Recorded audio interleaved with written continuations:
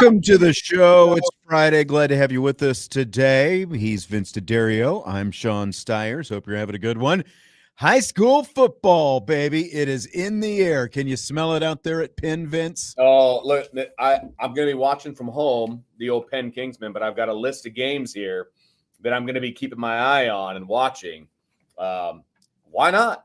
Like, I need football. I need my football fix. Yes. No college right now yet, but I got five high school games I'm going to watch. 5 high school. You've got them all like digitally, like you're gonna man, streams and the whole thing in there. IHSAATV.org, baby. Okay. Gotta love technology. Does PHM, do they spring for that for you guys? Because I know you're not paying for that. Like, where's it's free during the regular season, baby. Oh, it's free in the regular season? Yeah, they don't make you pay until the postseason. Okay, I didn't realize that. I thought they made you pay all the time to no through there. Okay, no, let's go. There's some good games out there. You got Penn Valpo, you got Mishawaka versus Marion, and you've got Concord versus Elkhart. Those are 3 big ones right there. Yeah, there is. We're gonna in the second part of the show today. We are going to answer a few we in, we out questions. We kind of ran out of time yesterday, so we're going to answer a few we in, we out questions. And there was one relating to high school football that we will get in there. So we'll get that in here in just a little bit. Let's go. Yes. Tommy Guns wants to know, can I try starting the YouTube stream a minute or two earlier? By the time the ad plays, you're well into the show. We're kind of on hard time, like a hard ins, hard outs, to sync things up with the radio. So like the YouTube, I don't know like what the timing of the YouTube ads and all that kind of stuff. I wish that I could. I didn't realize that you got that at the start. My apologies, but there's not a whole lot I can do about that. Yeah, that's a YouTube problem. Right. Yeah. All right. Well, what we're going to do today, Vince and I, we are going to, with 9 days to go until the regular season starts, a week from Sunday, Vince, a week from Sunday, we've got Notre Dame at Miami. And so what Vince and I are going to do today is try to predict what the final depth chart is going to look like. We anticipate getting a depth chart on Tuesday when Marcus Freeman has his press conference. So we're going to take our shot at predicting what that depth chart is going to look like. Are you ready for this? Are you ready for this exercise? I wrote it out. I got the starters written down. Okay. So I feel like I'm ready to roll. Starters, did you go too deep? Like where'd you go on this? Well, I guess I didn't read it very carefully because I did all the starters, which I was like, well, that's not that hard. There's a couple of questions out there. I didn't specifically write too deep, but I said depth chart, and I was like, well, I better have more than just one. I can play along. I don't know that I have a real solid number 2 offensive line. You know what I mean? We'll save that. Okay. Because I think, like quarterback and running back are pretty much set now at this point. Okay. We know CJ Carr is the starting quarterback, right? So we don't need to predict that. I mean, honestly, that's the only one we really know for sure, right? Like that's the only one they've announced. It's funny how that works. That's fair. Like, so we know CJ Carr is number 1. We know Kenny Minchie is number 2. Let me ask you this.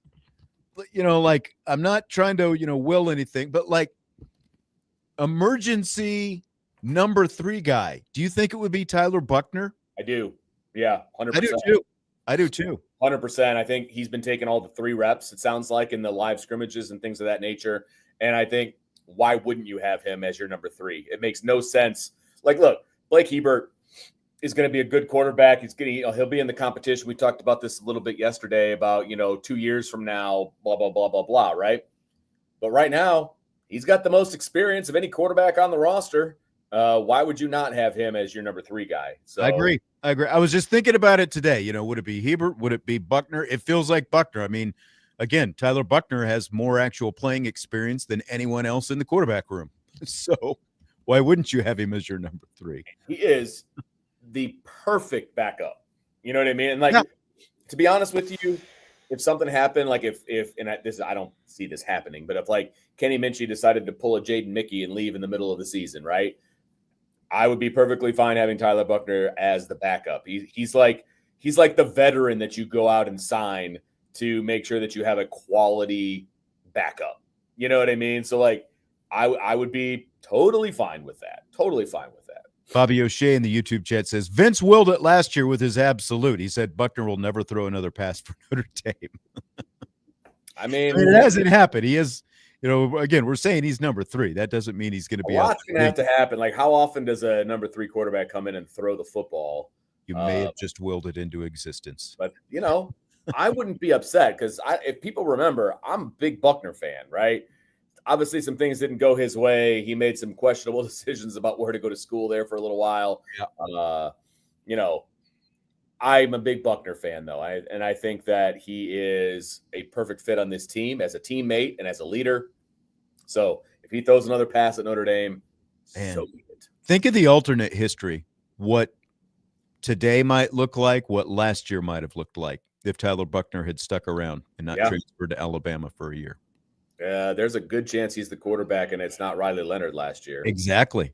Do they get the same result out of Buchner? Do they do more? I don't know. I mean, everybody's going to say no, obviously, and that's fine. That's totally fine. I probably would agree with you, but I'm still a Buchner fan. Mm-hmm. All right, so the quarterback's set.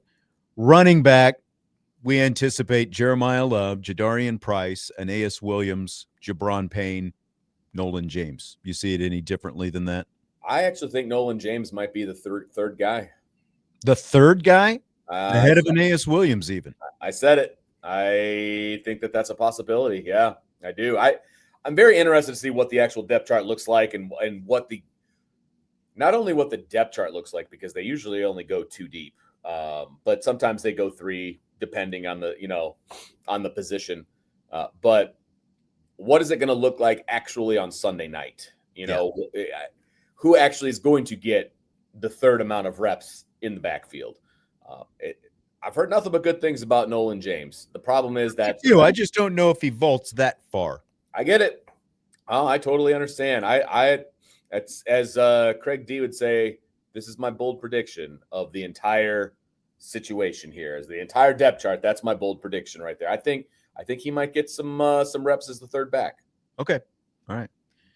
That'll be one to keep an eye on. We saw Jabron Payne in that scrimmage video from over the weekend. We'll see what that looks like for him, like if maybe he's battling for that spot as well. Okay, wide receiver. Do you want to do this X, Z, F, or do you just want to do top 6? I did top 6. Okay. I did top 6. Yep. And that's so you go ahead. Okay, so obviously the top 4 are pretty easy. Greathouse, Fields, Pauling, Faison. I do think Pauling has pulled ahead of Faison a little bit, but they do potentially play different positions. So, like a lot of these guys outside of like Fields is always going to be, I think, in the boundary, but you never know. But I think the rest of the guys, they're going to move them around to best fit some, matchups and things of that nature. But I do think just 1 through 6, I do think Pauling is ahead of Faison. But I do think the top 4 are the primary 4 that are going to be playing.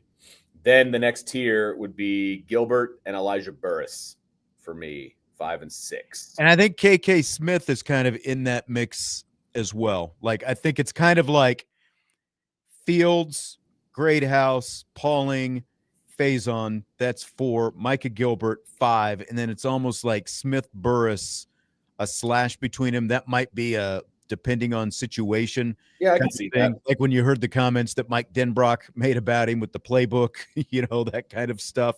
Yeah, it was a shot across the bow to a degree, and obviously coaches use the media to get some, little attention to the players. And I think that was one of those things. But I don't think you can deny the kind of production that he's had too. So exactly. I think he's going to see the field.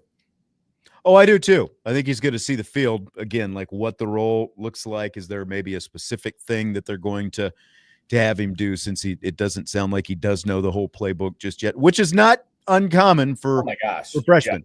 It just means that if this was the last regime, we would never know his name again. But this regime, because he has talent, they'll find a way to get him on the field. That's the difference.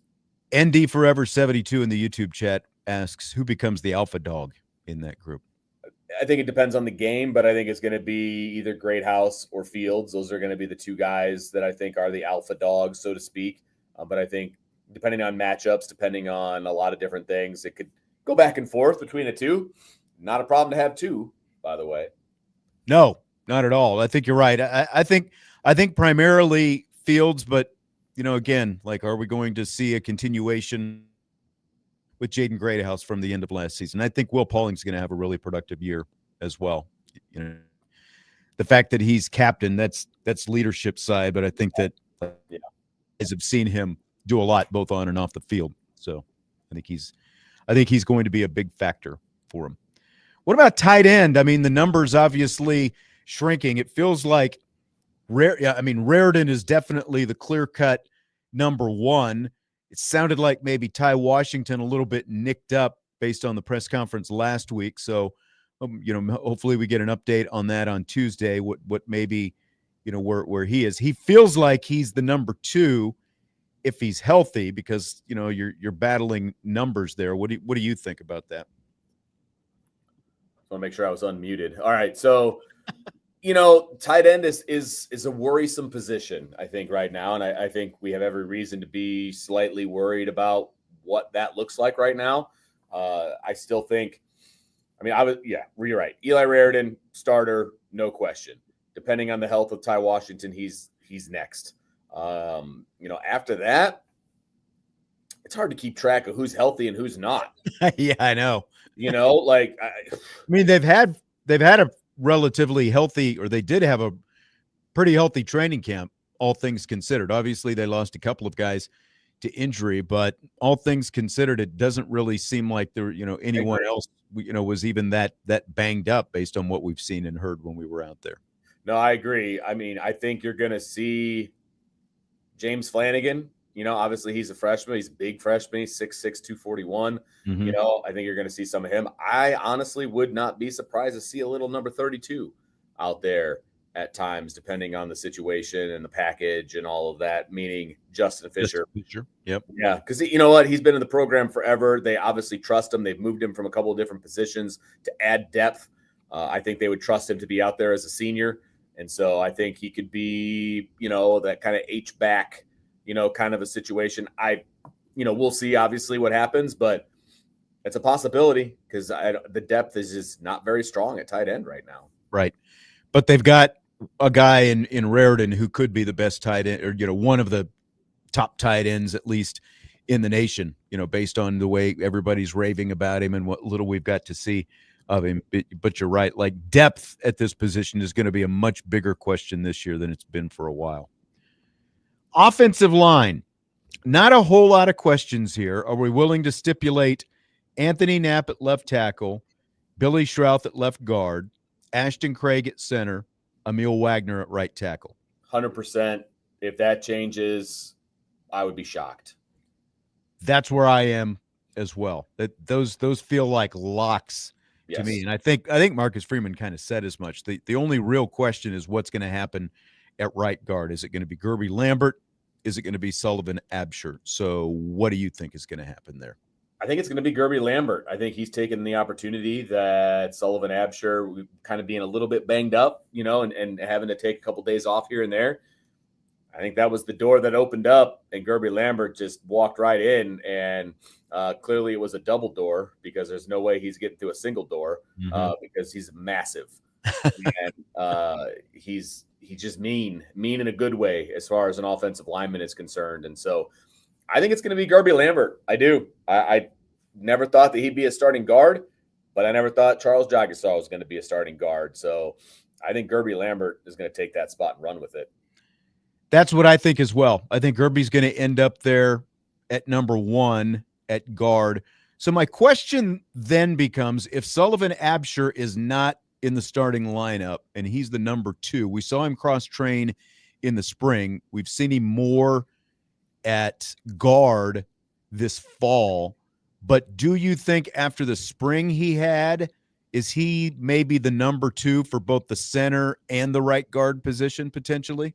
I think he's the sixth man. And I think if someone Wherever he plugs in. right, Basically. Well, what 100%. about Styles Prescott though? Because Prescott is at least the number 2 left tackle right now. So like, yeah, if somebody goes down, it would be very interesting to see kind of what direction they go. Obviously, they moved the Black.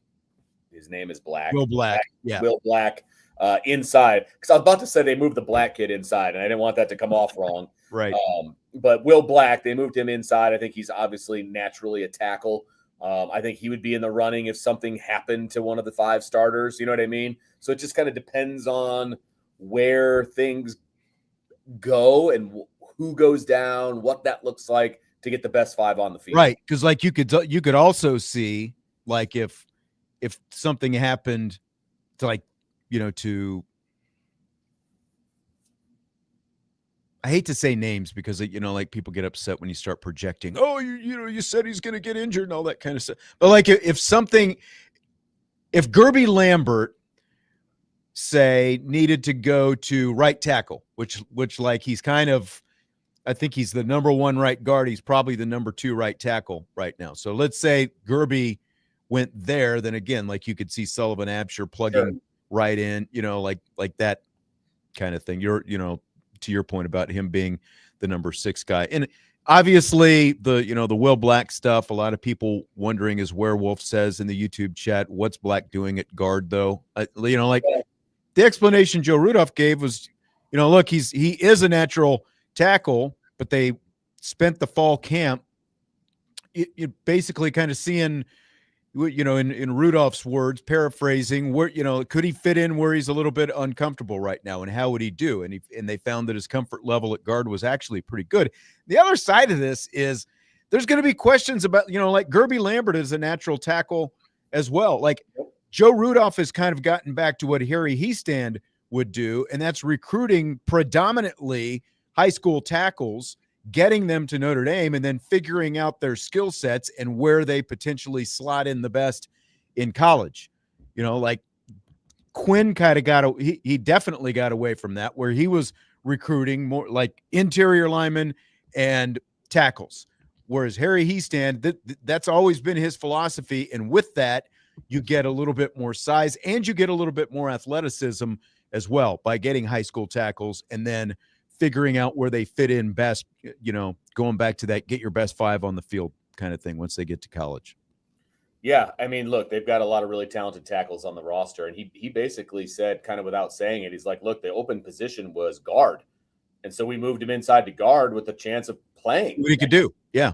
That's why they recognize how talented he is. The quickest way to get on the field potentially was at guard. So they moved him inside to guard to see what he could do. Sullivan Absher and Gerby Lambert are better fits, I guess, at the moment. I wouldn't be surprised if they moved Will Black outside, if that is what they needed to do, if he was one of the 5 best.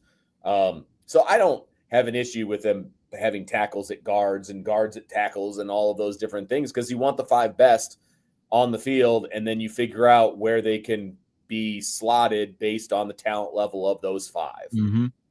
I'm fine with it. It's fine. It's still offensive line. Yeah, exactly. All right, let's flip over to the defense, because that gets us through the offense. I think that there are, just in terms of who's starting on the defensive line, there's a lot of questions there. We know who's going to play.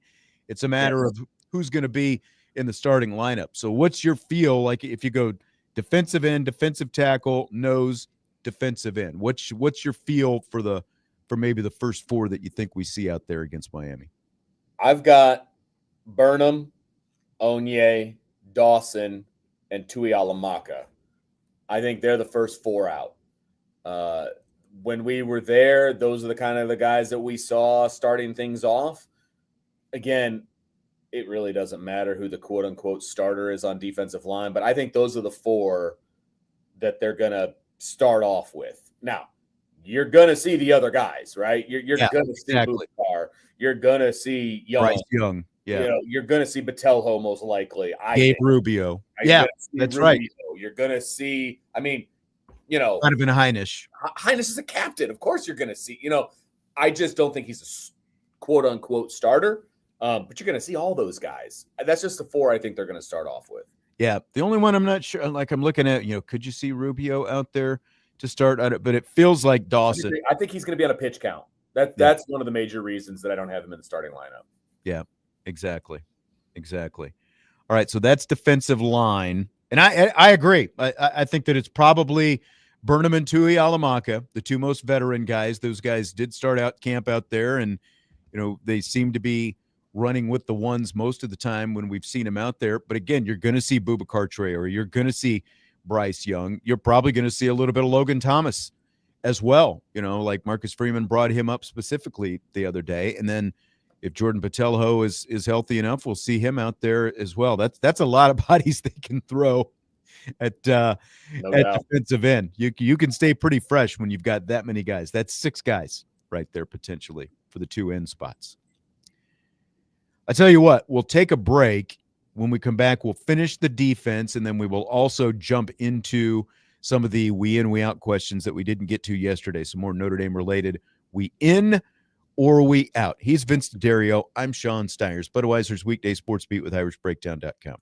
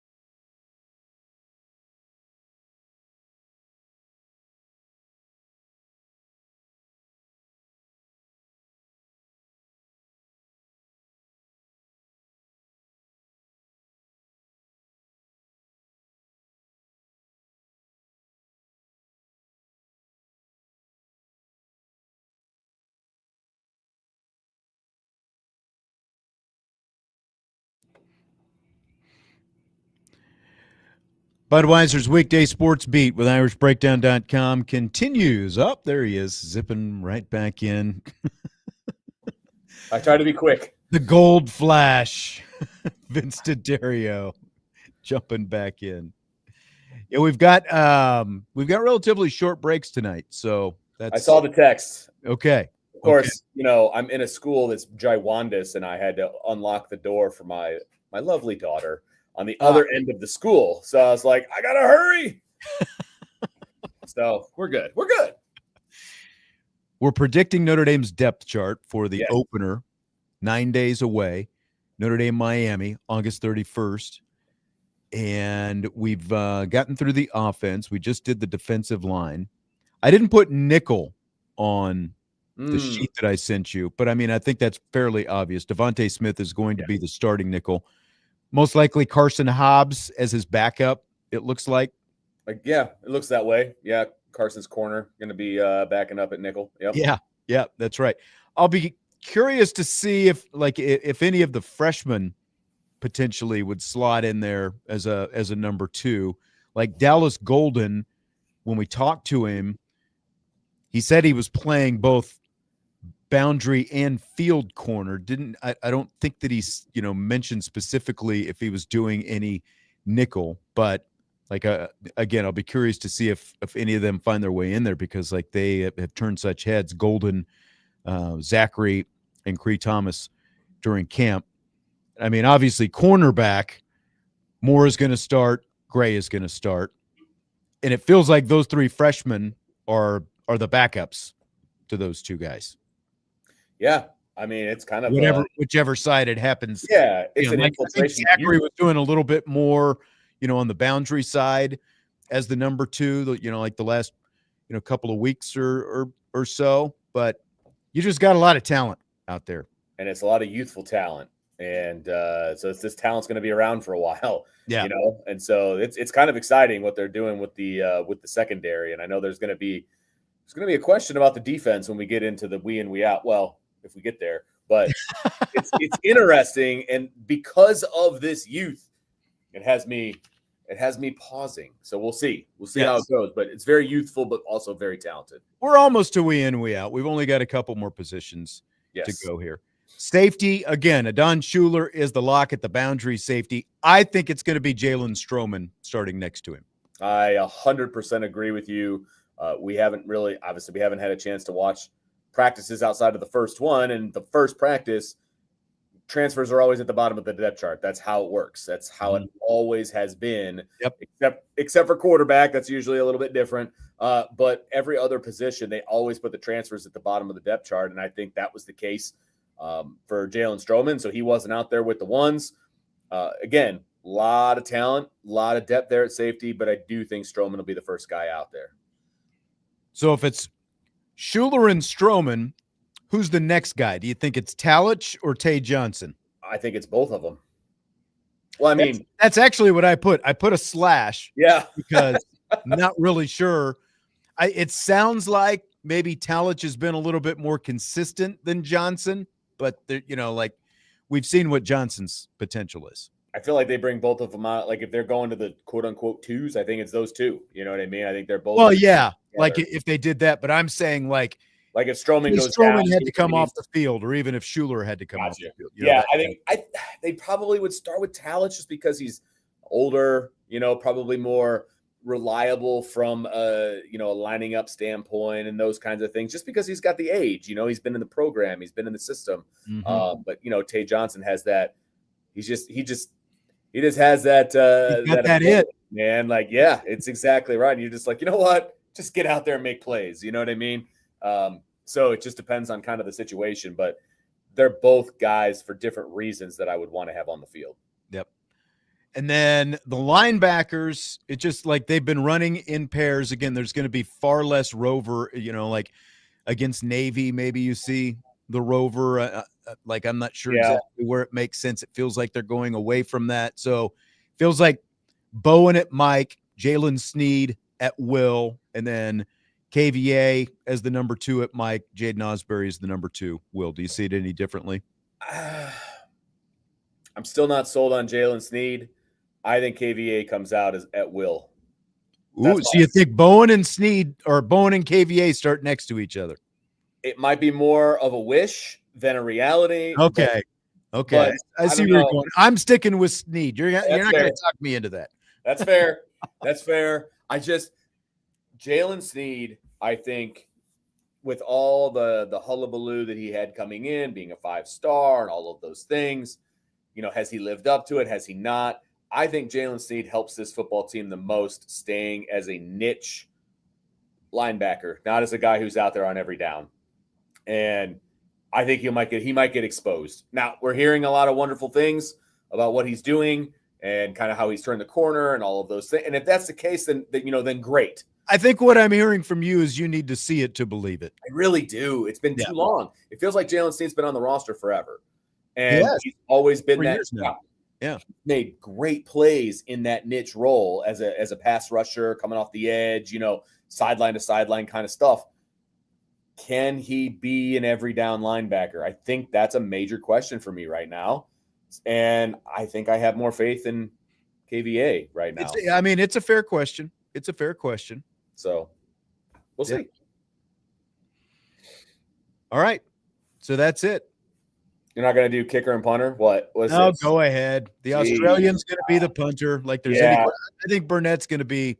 I think Burnett's going to get the first go at it. If he struggles, I think they're going to have a quick hook. Yeah. I don't know which guy they would go to. Are they going to go with the guy who's a former walk-on, or are they going to go with the all-world freshman? I don't know. They both have stronger legs than Burnett does. Both the backups have stronger legs in place kicking than Burnett does. Yeah. So can Burnett just be consistent? That's the biggest question. That's what Marty Biaggi said. Can we just make them inside the 50? Can we be consistent doing that? And when he was asked a week and a half or so ago, how, when he said that that's the goal, and when he was asked if that's been happening, he said, well, we finished today by making one. Well, okay, that's one, but that doesn't answer if you're doing it consistently. And I think that is going to be a question. Yeah. I will say this, I have been unimpressed with the leg strength of Burnett. It just kind of goes up slow, comes down slow. He generally makes it. Yeah. But it's not that impressive. I think they've been working on Biaggi's been working on the swing and the leg swing, and I don't know that it's where it needs to be. It sounds like. I tell you what, Sean, and I don't want to dive too deep into this, but yes, you do. Well, my only comment is this: you bring a guy in, from the outside as a transfer, as a presumptive starter, and you're working on his leg swing. That's a red flag to me. I know. That's a red flag. You're right. So we'll see. You bring him in as a veteran, so you don't have to go through. Exactly. You feel like, it's just going to be hey, put on the gold helmet and go kick field goals. You shouldn't have to be worrying about his swing. It's like you bring in that high-priced free agent starting pitcher, and then you start working on his, the way he throws the ball. I don't know how I feel about that one. But as long as he makes them when it matters, that's all I care about. I agree. Let's do some we in, we out here. Let's go before we run out of time. I think Jesse's going to join us in a few minutes. He's definitely going to be here for rapid fire. You can tell him all about the dinner that you had last night. I have the receipt. I got to send him a picture. Okay, from JG Whitetown, Notre Dame will have multiple 300 games, passing and rushing this year. I'm going to have to hard disagree with that one. That's a lot of yards, man. Multiple games where you're going to have over 600 yards of offense and be at even with it. I don't see it. Maybe it happens once, but I wouldn't even put my money on that. I think that's just too much. I see 300, 200. 300, 300 is just too much. 300 passing, 200 rushing. I can see that. If that was the question, multiple times 3 and 2, I'm on board. Yeah. I'm on board. Yeah. Yeah. Can't go for 3 and 3. That's a lot. Yeah. Because you just to have those kind of numbers, to make it, because think of what Notre Dame's offenses have looked like the last few years, even with Sam Hartman, very few 300-yard passing games. Yes. Again, we expect the passing game to look different this year, but man, that's a lot. Yeah, because typically, once if you get your 300 passing, either, you're just killing them and picking them apart, but then you're going to downshift at some point. You're going to start running the ball more. Or if you get your 300 passing, it's because you're trailing and you have to start slinging it around, and you're not going to be running that one or the other. Just to get those two numbers, that's very the odds against that are pretty long. I think that's a lot of offense, man. That you would need some multiple turnovers, in very negative territory, so that you have the entire field to work with, a couple of different times. True. You know what I mean? Like a lot of things would have to go your way for that to happen. That's just a lot of yards, man. The defense will have 3 shutouts this season. I've got to be out on this one as well, because it is so hard just to get a shutout. Yes. And, you can talk about Notre Dame's strength of schedule and all of those different things, but all a team has to do is kick a field goal. All a team has to do is in garbage time, like Purdue, for example, squeak out a touchdown against your walk-ons and threes. You know what I mean? So, I think that's a bit of a high number for me as well. So I'm going to be out on that one too. I mean, think about how good Notre Dame was last year and how great the defense was last year. The closest thing they came to a shutout was when they beat Florida State 52-3. So even hammering a bad Florida State team, they still managed to squeak a field goal, and there were no shutouts last year. So I think if they get one shutout, that would be, because it's just so hard these days. Because remember the Syracuse game a few years back at Yankee Stadium when Dino Babers kicked the field goal at the end just to get the goose egg off the board? Coaches will do that. We know coaches will do that. I would. I would. I mean, just get some points, man. Get the stink off you. Something positive to take out of a game like that. Absolutely. Get some points. In or out on the defense and special teams combining for 5 touchdowns this season. That's a lot. Obviously, you figure there's going to be a couple of pick sixes in there. They only had 1 kickoff return for a touchdown, but they only had 16 or 17 opportunities. So that's going to be a tough one to get a touchdown.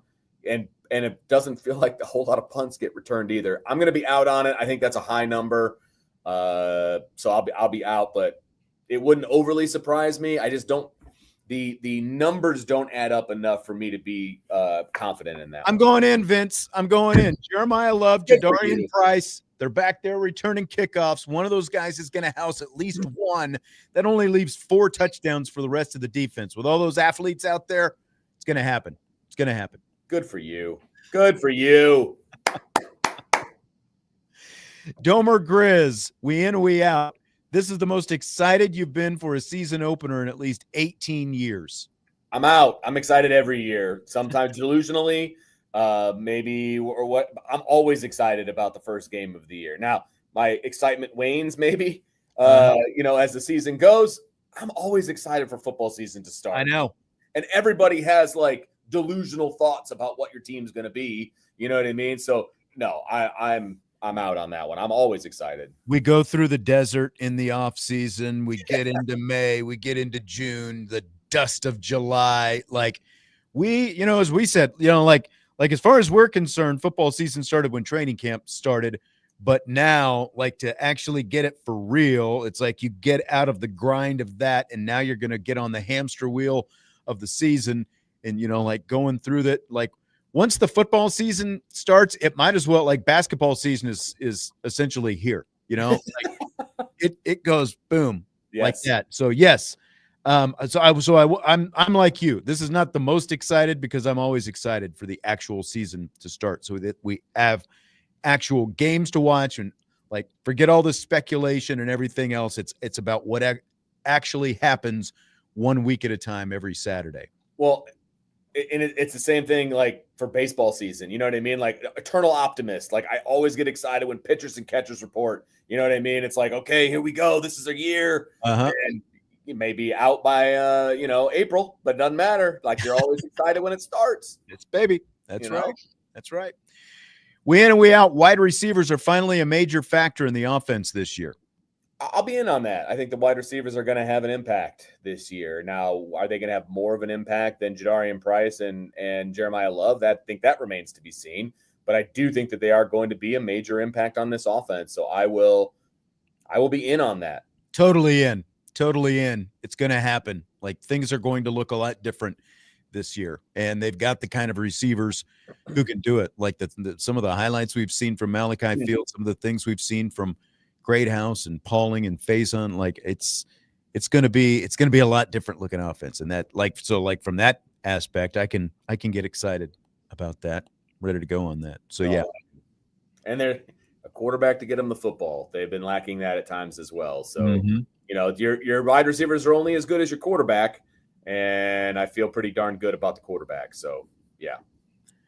In or out on Notre Dame going undefeated in the regular season? I'm out. I said on a prediction show 11-1. I don't know where that one is, but I just don't know that they get it done undefeated 12-0. It's hard. It's hard to win every single week in college football. It's hard to win every week in high school football. It's a grueling sport. So I don't want to predict undefeated, but I'll predict 11-1. That's where I'm going as well. And Notre Dame's season over under is 10.5. I would smash the over on that. And, look, even last year, as great as last year was, they still lost one game. So right, exactly. I've got to be out on undefeated, but it's still going to be a really good season. If you would have gone through the season last year before the season started, you went through every game on the schedule, you would have predicted most likely Notre Dame to win every game, but they still won 11-1. I would, because nobody would have predicted the NIU game, right? It's the same thing this year. I'm looking through the schedule. I think Notre Dame's going to win each individual game, but there's going to be one that sneaks up on you that maybe you shouldn't lose, and you do, and it is what it is. Like, that's how I feel like it's going to go. Like, look, again, I'm probably going to pick Notre Dame to win every game as we go, depending on how things go, right? But it's going perfect is hard, man.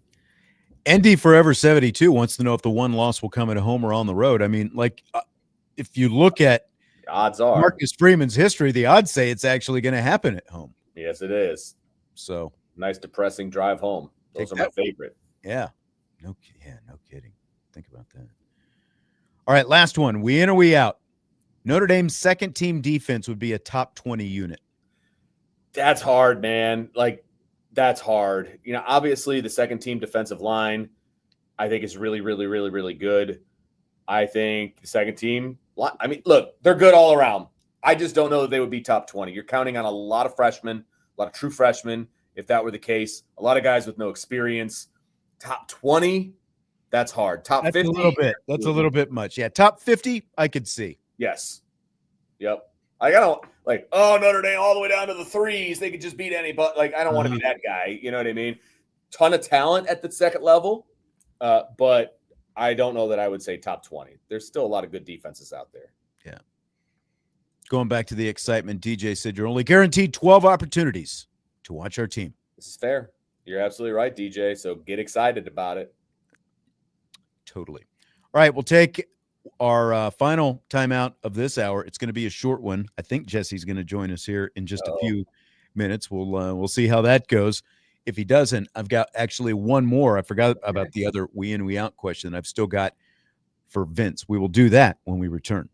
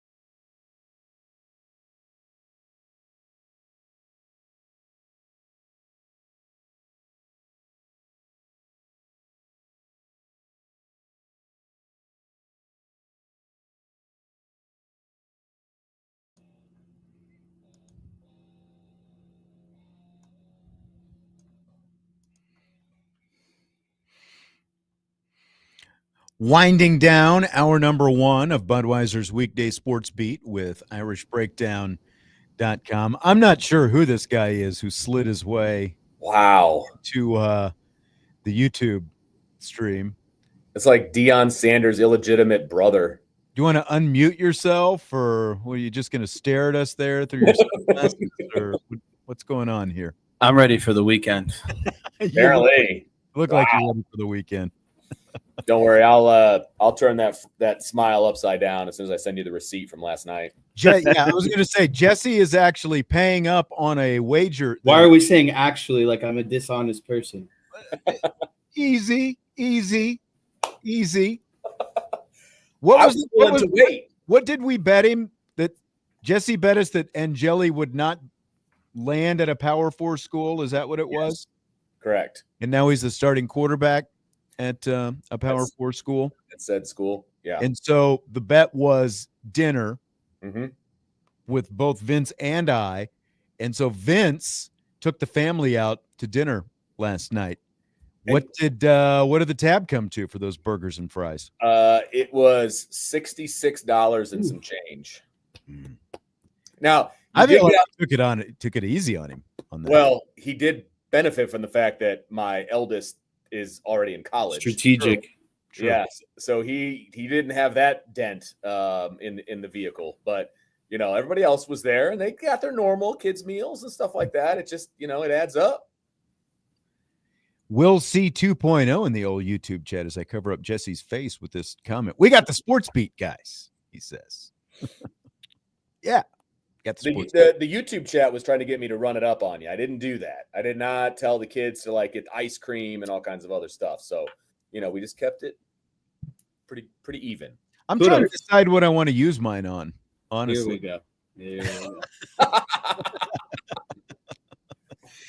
Is it limited to one meal? Can it be an entire weekend? No, it is one meal. I figured he would have he spent like a week with you guys not that long ago. I figured it would have been paid up at that point. He did, but he didn't. Okay. Yeah. There were no requests. We actually bought all of his food that week. It's like, oh, yeah, just like the good old days. That's why you come home. So, did you guys see this list? The 24/7 did this list of the top 30 college football assistant coaches under 30 years old. And a couple notable names ended up on this list from, around here. Javon Codlin from Notre Dame is on the list. He's an analyst and defensive line coach, just joined the staff this year. He actually played, I looked up his bio, he played at Kansas Wesleyan University, which I guarantee, like you guys have no idea where that is. That's actually in my hometown, Salina, Kansas, Kansas Wesleyan, NAIA school. So Javon Codlin from Notre Dame. But another name that locals around here might be much more familiar with is one Shaq Van, who was a South Bend Adams star, teammate of Jesse's in high school at South Bend Adams, and played for Eastern Michigan in college. Mm-hmm. He was on Kalen DeBoer's staff as a grad assistant at Washington when they played in the national championship game a couple of years ago, and he's in year 2 as a full-time assistant coach at Ball State University. Yep, he was at Alabama with Kalen DeBoer for about a week, and then he got the call from Ball State to interview for the wide receivers job, and then, obviously got it, and he was I believe him and maybe one other coach, but it might have been just him, survived the purge of the Ball State staff. That's right, because they changed. Yeah. He was kind of like the guy in charge of keeping things together after the change, right? I think so. He was the only guy. He was the only coach that was retained, I think. Maybe, like I said, maybe one other, but either way, with a staff that large, congratulations to him on sticking around. I was really worried for him. Now, it's part of the job, comes with the territory, right? But I was worried for him, man. But he ended up sticking. I know. I had the distinct pleasure of seeing him about a month ago at my bachelor party. I can confirm he is the same old Shaq Van. Can you confirm that he was the star of the bachelor party? He brought the energy. Let's put it like that. That's what I'm saying. Because didn't he tell the story of when he got into the crib or the lake cabin or whatever, you guys call Yeah, it. so we got there, kind of half the group got there Thursday, played a little bit of golf, and then got checked in. And then he was, typical Shaq fashion, kind of like, oh, I'll be there at like 9 or 10 o'clock, and then didn't get there until a little before midnight. And when he got there at midnight, he was like, so are we going to start, drinking here or what? And I was like, dude, it is almost midnight. And he was pretty fired up from driving. So him and I took the Tesla over to Meyer and grabbed some drinks, and we stayed up till probably 2, 3 in the morning, just getting it going for a good few hours. So, I mean, that man was knocking on the door of fall camp. Like, he needed a release. Yes. It was his kind of, I think he was telling me it's like his kind of last vacation, obviously before the season started. And then he actually flew to Arizona that Monday for like an internship with the Cardinals for a few days. And I was like, man, you're really doing it big here, Coming along.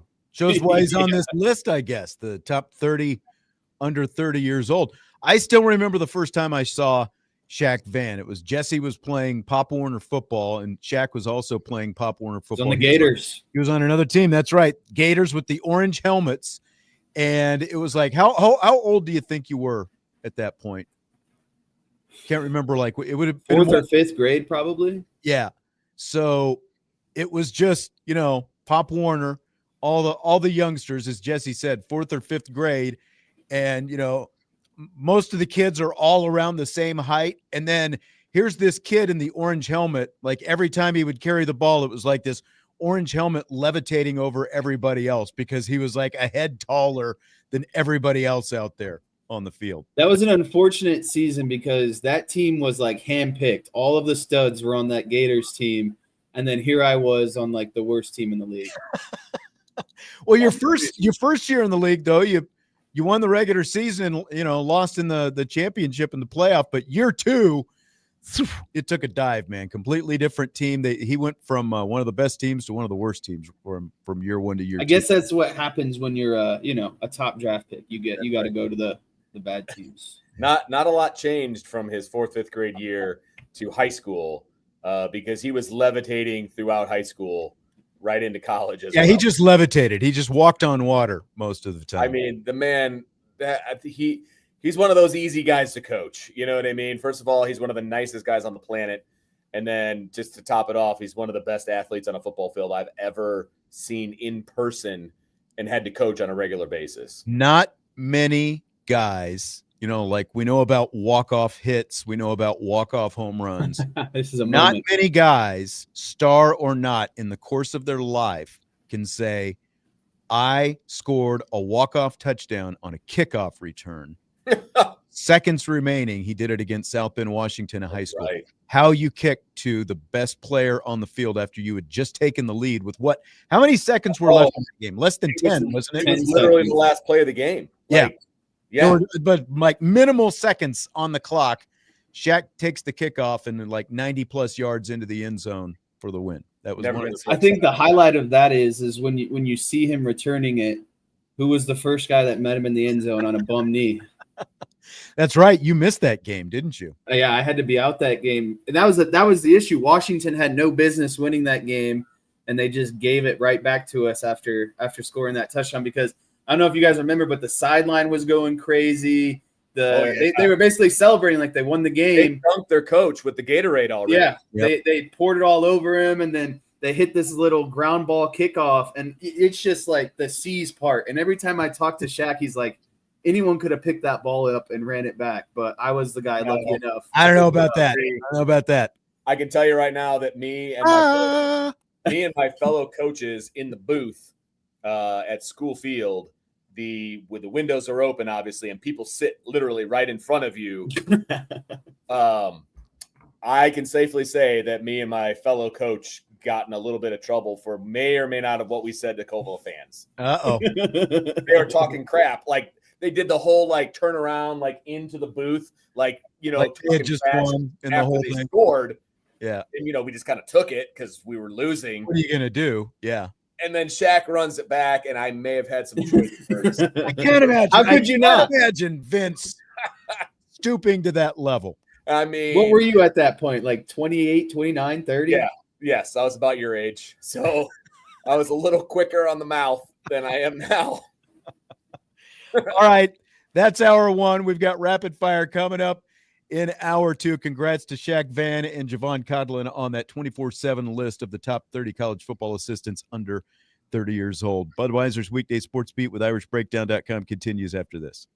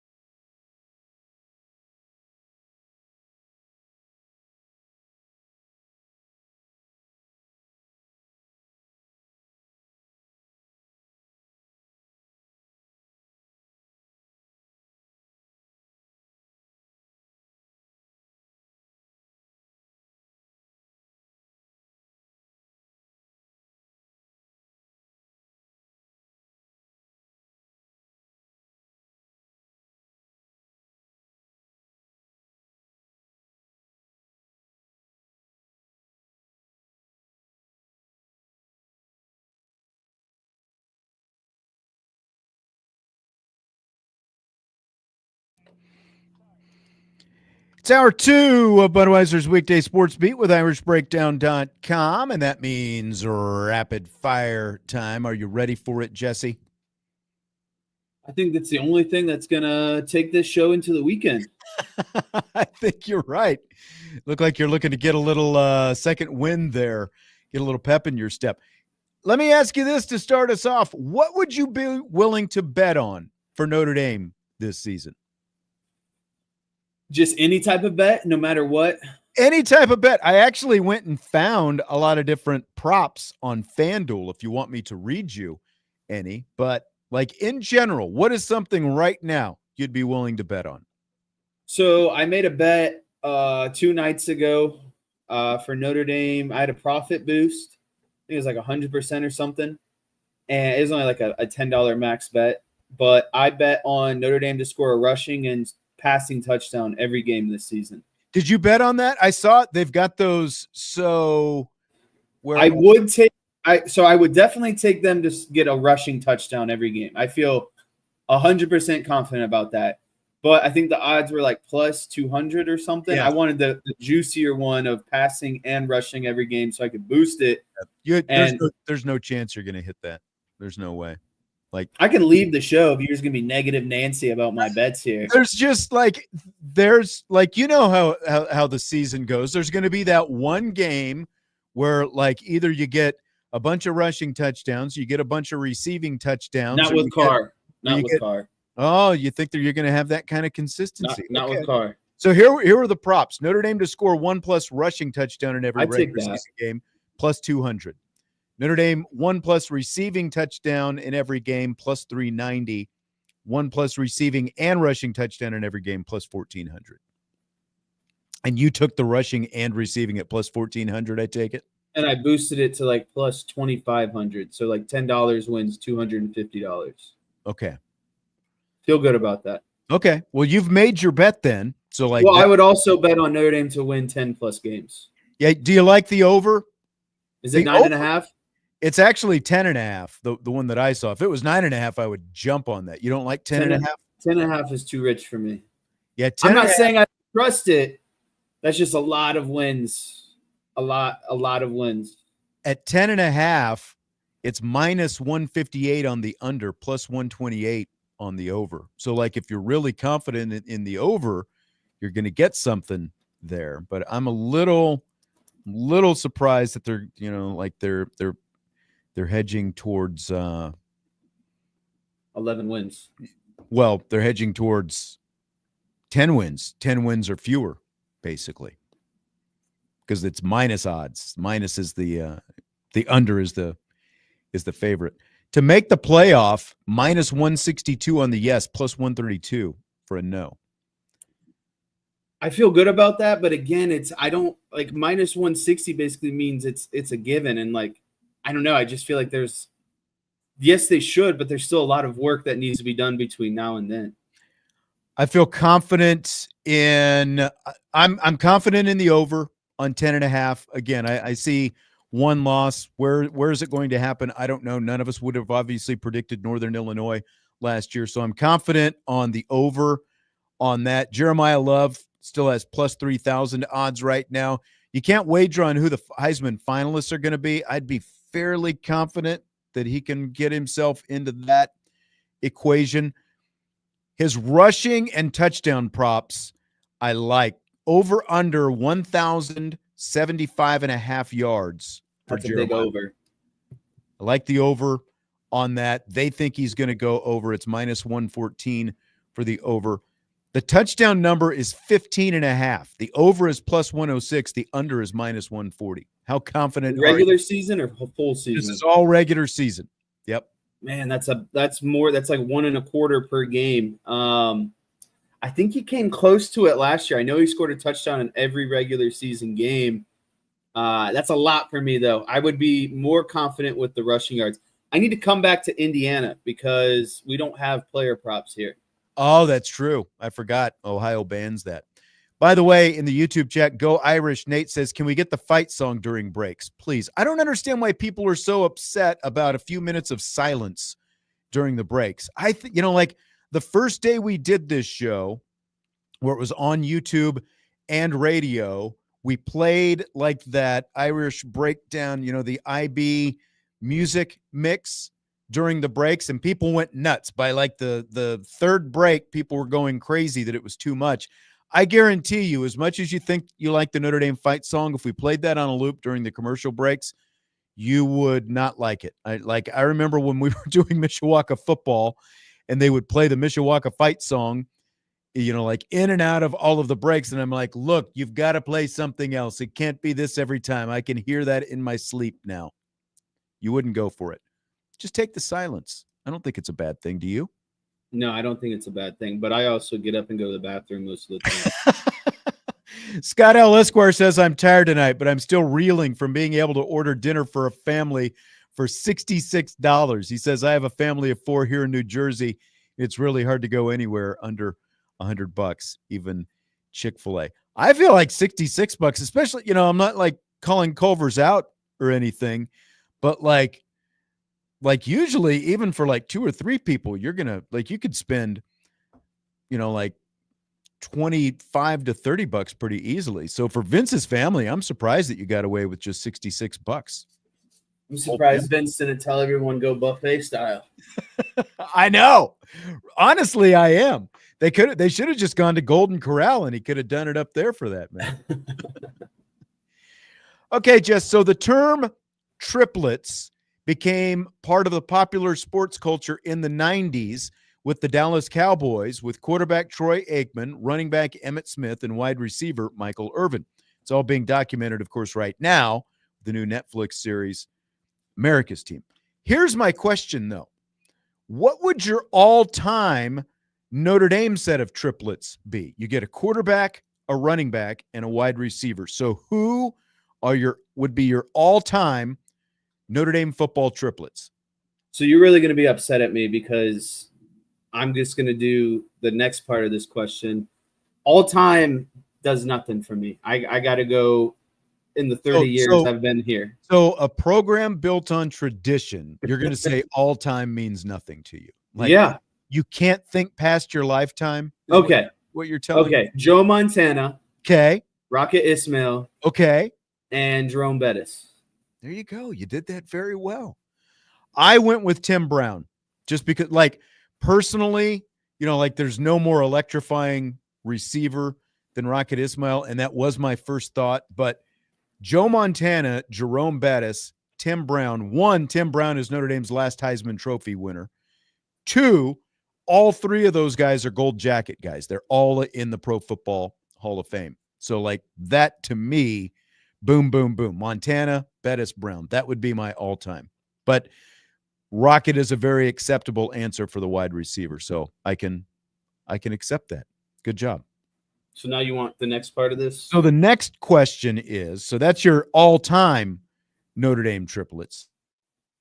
The next part is, what would be your Notre Dame triplets of the past 25 years? This goes back to 2000. Brady Quinn, Jeremiah Love, and Michael Floyd. Okay, say that again. Brady Quinn. Okay. Jeremiah Love. Okay. I had a hard time on this one, but I went Michael Floyd. Michael Floyd is a really good choice. We got the quarterback and running back together once again. Brady Quinn, I think that is, I can say the wide receiver comes down to 3. I could, and I think it's very easily 3 people. Michael Floyd, Golden Tate, Jeff Samardzija. Those would be my 3. Yeah. You could obviously make a case for Will Fuller as well, but Samardzija is my wide receiver. So I figured that was the route you would go. I went Quinn, Samardzija, Jeremiah Love. I was wondering if you would go J Love as well, or if maybe, you'd slip Kyron Williams in there, like John. No, it's definitely Jeremiah. Jeremiah Love is creeping into territory of one of my all-time favorite Notre Dame players. I can see that. That makes sense. All right. So for our all-time Notre Dame triplets, we've got Joe Montana, Jerome Bettis, Tim Brown for me, Rocket Ismail for you. For our Notre Dame triplets of the past 25 years, we've both got Brady Quinn and Jeremiah Love as our quarterback and running back. You've got Michael Floyd. I've got Jeff Samardzija as the receiver. I don't think you can go wrong with any of those. None. it's a pretty good couple, few sets of triplets that we got there. Sportsman Philly 22 says, why aren't Jesse and yourself raving about Kansas State about to beat Iowa in Dublin? It's a huge game with the winner probably getting a playoff spot. Well, Sportsman Philly 22, it's because I don't like Kansas State. I am a University of Kansas alum, and I don't care if Kansas State beats Iowa State or not. I'm really not pulling for either team, but yeah. We'll watch. So yeah, I'll watch, but I don't care if Kansas State wins or not. My sister is a Kansas State alumna, but not this guy. I went to the actual good school in Kansas. So offense intended to any K-State. No, I'm just kidding. Fill in the blank. It's blank that the SEC has made the decision to go to a 9-game conference football schedule with no divisions beginning next season. It's a man's move to me that the SEC is going to the 9-game conference football schedule. And not only that, but they've also beefed up their out-of-conference opponents as well. So, I think this does actually nothing but solidify Notre Dame's position as an independent. Because the SEC is going to be looking for, out-of-conference games to bolster their strength of schedule. And it doesn't jeopardize what Notre Dame has in the future as well with kind of some of their – I believe they've got Texas back on the schedule, Alabama back on the schedule. So it does nothing but, I think, solidify Notre Dame's, thought process of where they – how they are forging their path into the playoff. And it also allows us as fans to see some really good football games with these SEC opponents that are coming up. Yeah, there's a lot of stuff that goes with this whole thing. First and foremost, did you see what Paul Feinbaum said today about, or maybe it was last night? I don't know exactly when he said it, but I saw it today. He said, I think we've heard the last of Motormouth Kurt Signetti. He's gotten shoved into a locker. I love that. Oh, man. I love that. Just dunking hard, Paul Feinbaum. There's other people who are saying, oh, well, Kurt Signetti forced the SEC's hand. This is because of, Kurt Signetti made this happen or something like that. This was all part of the plan to get the SEC to play even harder schedules. Do you think it's a coincidence at all that the playoff committee announced just a couple of days ago that strength of schedule matters more? We're going to use strength of schedule now, so it gives them, it feels like there was a little bit something coordinated there. There's a little bit of hand walking, Yeah, for sure. And then, other people think that, well, is this sort of a move to get the Big Ten to agree on the 5+11 college football playoff? Because the Big Ten, because they were, they have been complaining, the SEC needs to do this, and they've been pitching all these different playoff proposals, and they've been against the 5+11, which the SEC is backing now. So I don't know. A couple of different things that, because where'd the comment go? Bobby O'Shea says, pointless, just play quality out of conference schedule. Well, I don't think it's pointless because the SEC is the toughest conference, and they're playing tougher out of conference. Right. And it means that it's going to be fewer SEC games against, like the Mercers and the Long Islands of the world. And, yes, Long Island. Like, I didn't even know Long Island had a team, but Florida is playing Long Island this season. And that means you're going to have fewer of those games because you're going to add a conference game. And, the other aspect of this, Heather Dinish reporting on this, that Notre Dame's not going to be left out of this because of the fact that, the SEC does require, they're going to require their schools to play at least one non-conference game against a fellow Power 4 league or Notre Dame. So Notre Dame is going to remain in that mix. So Notre Dame's got future series with Alabama, Texas, and Florida, all home and homes. And so all of those are going to stay intact. It's not going to mess with any of this. So I do think that there is some of this tied into what's going on with the maneuvering for who's going to get one college football playoff format going forward and all that kind of stuff. And again, to the fact that The playoff just announced a couple of days ago that they're going to use strength of schedule now as one of their factors. I think that that's all going to be part of this as well. Like that, all of that factors into this as well. They wouldn't just do this for no reason. Exactly. Sportsman Philly 22, no problem. He says he apologizes for the error. I can't read. He says, lose Kansas State. Adore the safety from Iowa, who's a superstar with the Eagles. Well, we can agree to disagree on that. Cooper DeJean, very good, but you know where we stand on the Eagles. We'll take our final timeout of this show, and then we're back to wrap up Rapid Fire right after this.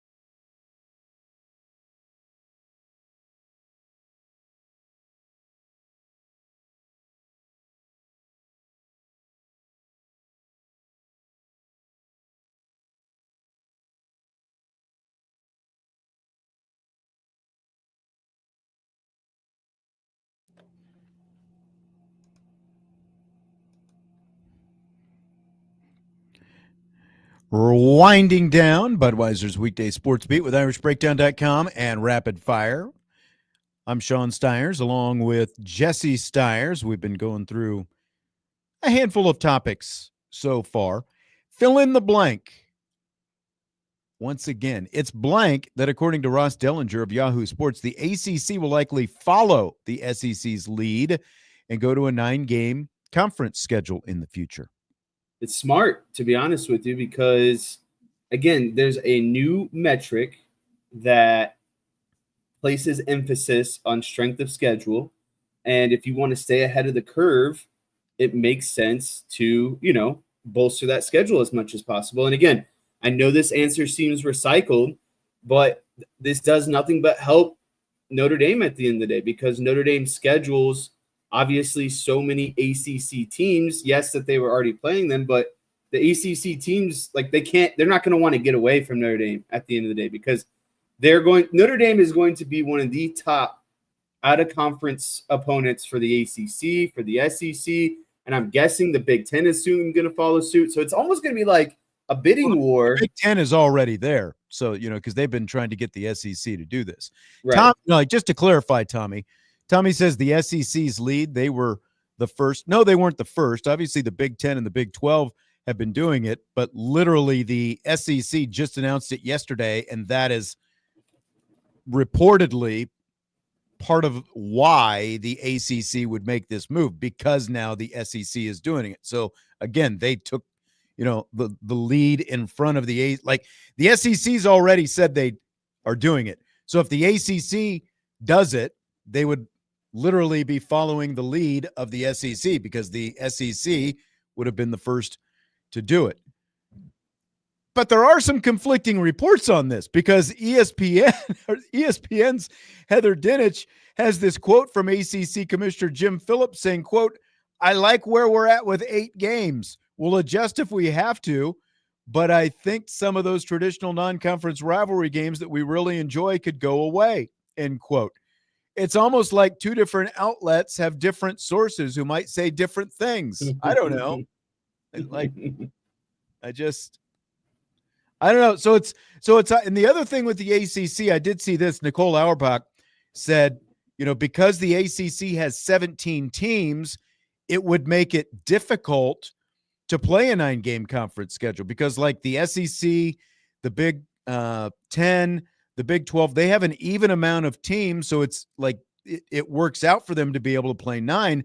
But what Auerbach was saying, it's a math problem, because the ACC has an odd amount of teams. So if they were to go to 9 conference games, like an odd number of required games and an odd number of schools doesn't work. So like what she said was, maybe one team would have to play 8 conference games and another would have to play 10 while everyone else plays 9. So like it makes it hard. Like, you're the math person. Does that make sense to you why that wouldn't work for the ACC with an odd number? I'd have to think about it on the spot. I can't say that I can do all those computations so fast, but it makes sense. Like when you hear kind of the rationale that you just went through, it makes sense.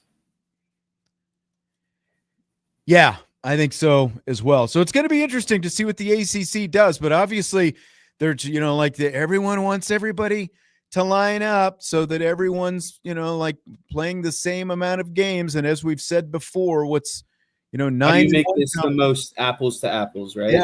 Yeah. That in their eyes anyway, but 9-1 conference does not necessarily equal 9 in another. I thought I just got rid of this guy, but the chat keeps moving. Let me see if I can do this. There we go. Peso Frank is gone from the YouTube chat. Urban Meyer told the Triple Option podcast that he thinks the NFL should suspend Jim Harbaugh for his NCAA violations at Michigan. Do you buy or sell that? That's a big sell for me. And I'm just, it's so funny. Why does Urban Meyer care? Right? Like, I'm going to make a statement here that's probably going to hurt a lot of people's feelings because it's Michigan. He's a better coach than Urban Meyer. He's a better college coach, and he was obviously a far better coach in the NFL than Urban Meyer ever was. So I think Urban Meyer's just got his panties in a wad at the end of the day, and he's got to try to, reestablish dominance of, well, I'm a better head coach than Jim Harbaugh. Jim Harbaugh has all these infractions in college, and he should be, face repercussions in the NFL. The college and the NFL are two separate entities. They're run completely different. And I mean, this has happened before. There are college coaches who have gotten banned, and this isn't, exclusive to football. We've seen it in basketball. We've seen it in other sports, and they go on and they're a successful coach in the professional sports world. So it's just like Urban Meyer just needs to focus on big noon kickoff. And that's about it. It feels like the whole, team up north and the Ohio State, Michigan, like he's trying to get his Ohio people back behind him. I completely agree with what Bobby O'Shea is saying in the YouTube chat. Urban Meyer's the last person that should be talking about what anyone else has done. Like when it comes to morality issues, I don't want to hear from Urban Meyer. Correct. I'm sorry. Let's peel back the cover and see what was going on that Florida team that had I don't want to say some crazy things, but like Aaron Hernandez was on that team. Brandon Spikes was on that team. The only person that kept them, blessed and holy was Tim Tebow, because without him, they would have all freaking. No, that's exactly it. Like the image of that team is a lot different because Tim Tebow was essentially the point man. Like he was the one that everyone focused on with that team. And that's just like when you look at Urban Meyer's past, like that kind of stuff, that's just not Urban Meyer. He was completely willing, like he didn't, as far as we know, go, outside of the lines required by the NCAA that we know of anyway. But I just think it's ridiculous for anyone, like the Urban Meyer stuff aside, Jim Harbaugh moved on. Pete Carroll moved on. Like you shouldn't have to face consequences at your next stop at a completely different league, completely different organization, professional versus college. Like there's no reason that Jim Harbaugh should have to face any kind of suspension by the NFL because of this. So there's a lot going around in the chat right now. A lot of people are saying Urban is a better college coach than Harbaugh. That's fine. You can make that argument. But I'm talking overall coaching football, any level. I'd take Jim Harbaugh over Urban Meyer. I don't know about you. I know he's quirky. I know he's weird. But I think it's more impressive to have success at the NFL than it is to just be a little bit more dominant in college football. He's one of a handful of coaches who have even taken, won a national championship in college and taken an NFL team to the Super Bowl. Like winning a Super Bowl obviously is another thing. Like he is in a very, like you can literally count on one hand the amount of coaches who have done that. And so, like could you say that Urban Meyer's a better college coach? Yeah, but Urban Meyer showed what he could do when he didn't even make it through an entire NFL season, when he was down there, and he's criticizing his coaches, blaming his assistants for all of his own shortcomings and kicking everything else. Yeah. Like Harbaugh got a team to a Super Bowl with Colin Kaepernick, by the way,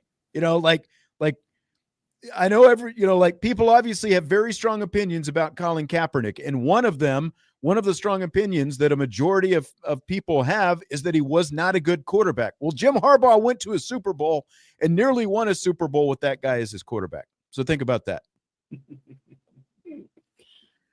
A few games. Oh, you know what? I wanted to ask you this before we wrap up tonight. I heard someone else talking about this. When you put your shoes and socks on, do you go sock, shoe, shoe, or do you go sock, shoe, shoe? So I'm going to answer this fun question, and I have another fun question for you. I go sock, shoe, shoe. Socks are on, and then my shoes are on. Me too. I don't want to be running around with one on and one off. So correct. It's both socks. It's a weird feeling when you have a sock on and your other foot hits the floor. You're like, ooh, I know. This is two separate feelings right now. I know. I think most people seem to be, facilitate sock, shoe. Okay. Some people don't want to waste the time, like. So let me ask you my question now. Okay. And this was a debate going around today. What is your feelings on the answer sure? Does it mean yes? Does it mean no? Or does it mean sure? I think it generally means yes. But so here, it's like a reluctant yes, though, right? Like it's like I don't really want to do it, but I'm going to say yes. It can be used, especially sure. like if you're texting it or even talking, I guess. It can be used a little flippantly. Like it's all dependent on the inflection that comes the with context. Like, sure. Sure, whatever, like sure, whatever. That kind of thing. So to put it into context, my buddy and I are doing golf in the morning and then grabbing some lunch on Saturday. And I texted him. I was like, hey, what do you think about this course? Does that sound good? And he said, sure. To me, if I'm hanging out with one of my best friends and we're going to go play golf and grab lunch, sure doesn't sound like you're overly excited about the day that we're about to have. Right. See, that's what I'm saying. It can be taken in a completely different context. It'd be like, okay, whatever, that kind of thing. I'll go along. It's like if the wife asks you, hey, can you do these dishes? They've been sitting in the sink for 3 days. You're likely going to say, sure. You don't want to do those dishes, but you got to get them done. Exactly. All right. Well, we wrapped up with some really good things to ponder there. Life's questions at the end of the show tonight. Big plans. We got to wrap up here real quick. Big plans for the weekend. Try not to spend money and work out and play a little bit of golf. All right. Little college football coming up. K-State, Iowa State tomorrow. Kansas, Fresno State. It's all coming up. The week 0 is on the way. Have a great weekend. This will be your last weekend with no Notre Dame football. Bye weeks aside, of course. We will talk to you next week when we gear up for Notre Dame, Miami. Budweiser's Weekday Sports Beat with IrishBreakdown.com.